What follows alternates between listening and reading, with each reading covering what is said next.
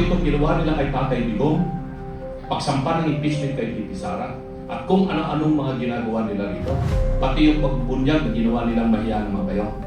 Lahat po ito ay para panating putas doon sa malawak at malalim na issue ng corruption dito sa gobyerno.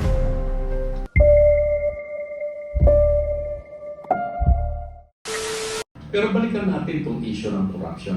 Kasi pinag-aralan ko yung sequence of events for the past 2 years after the election of the President and the Vice President in 2022.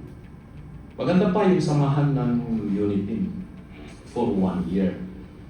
Then, nag-umpisa ng mabuwat. Bakit po kanya? Dahil doon nag-umpisa yung massive corruption in government. Not just in public works, but even in other agencies and departments of government.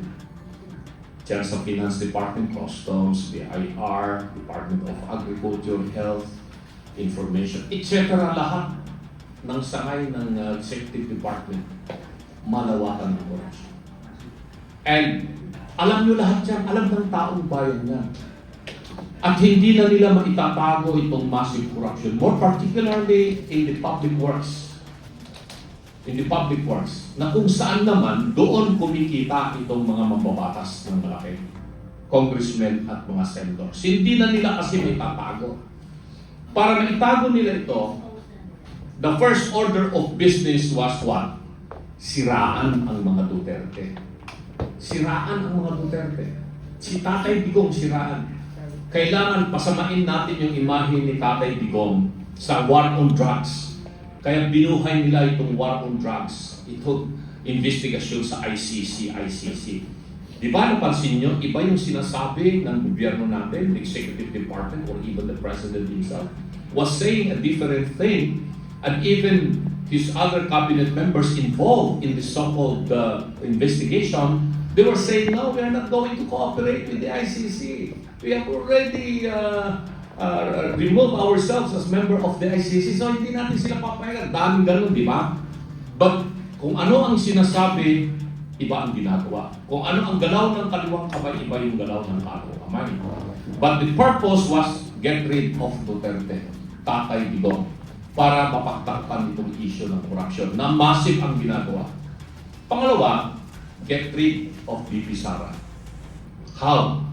Pinainan nila ng confidential fund at ito ngayon ang kanilang ginamit in order to trigger yung pagsasampa at ng impeachment, mapasama yung imahe ni VP Sara. Pero ginamit nila itong mga maiingay na mga grupo na tinatawag nilang mga Makabayan Group, mga Pinklawan, Dilawan. Alalahanin ninyo yung Pinklawan at saka Dilawan at saka yung Makabayan, hindi yan kakampi ng administrasyon. But the administration was willing to make use of these two groups in order to justify na matanggal itong grupo ng Duterte sa political equation.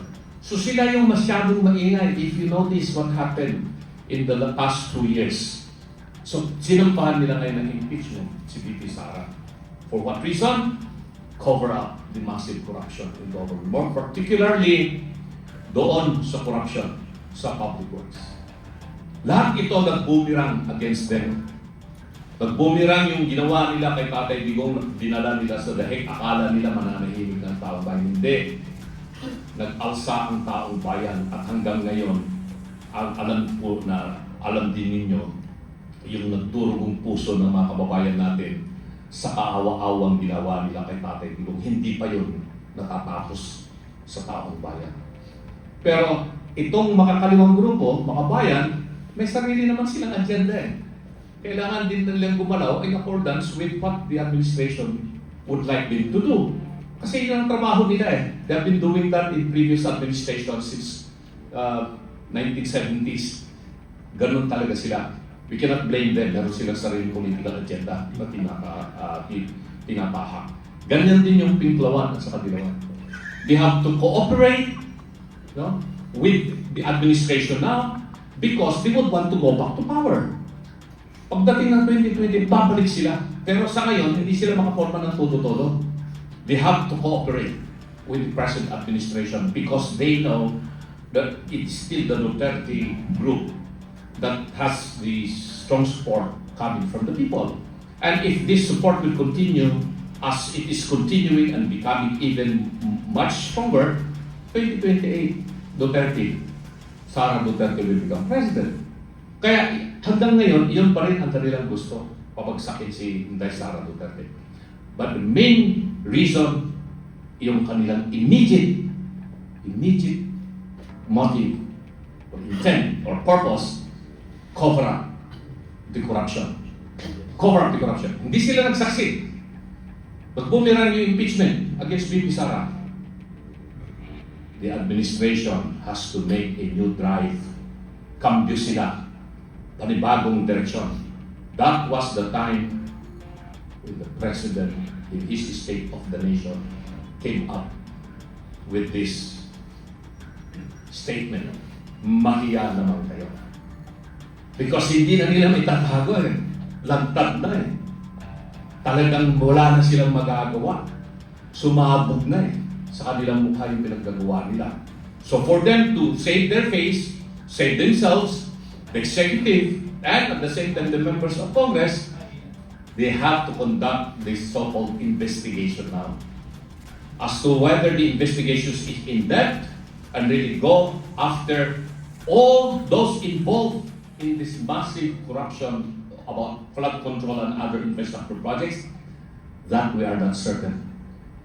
Kita naman natin kung ano yung pinangako nung nakaraang taon, iisa pa lang na senador, hindi pa, wala pang senador na naipapakulong. Dating senador, Bong Revilla, kawawa naman. Siya ngayon ang naging poster boy ngayon. Siya nakakulong.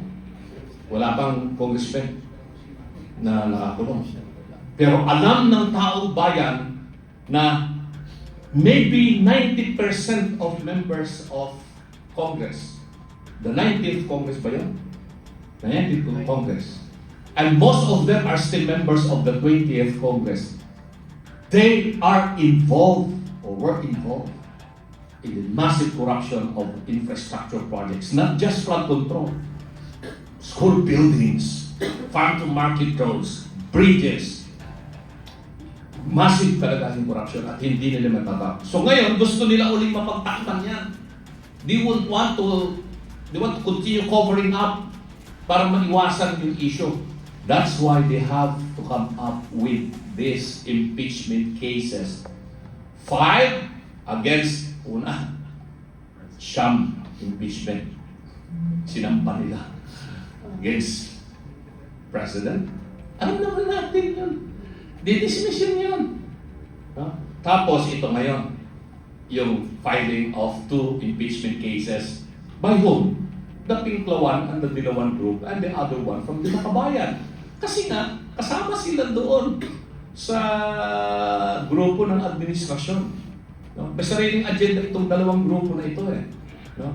But the main purpose again is cover up natin yung investigation sa flood control para ma-focus na naman ang investigation or dito sa soap opera ng impeachment against VP Sara. But ang taong bayan, hindi na po maniniwala dito.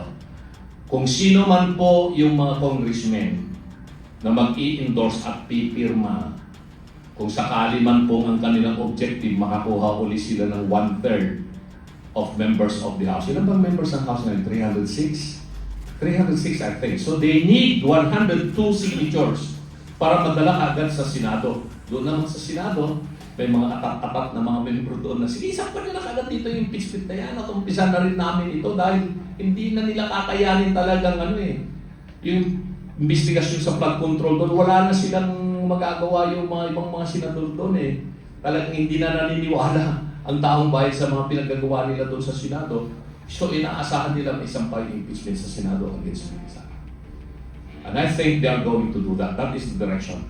But remember, alalahanin ninyo mga minamahal na kababayan. Lahat po itong ginawa nila kay Tatay Digong, pagsampa ng impeachment kay VP Sara, at kung ano-anong mga ginagawa nila rito, pati yung pagbunyag na ginawa nilang mahiya naman kayo. Lahat po ito ay para panakip butas doon sa malawak at malalim na issue ng korupsyon dito sa lugar ng pamahalaan.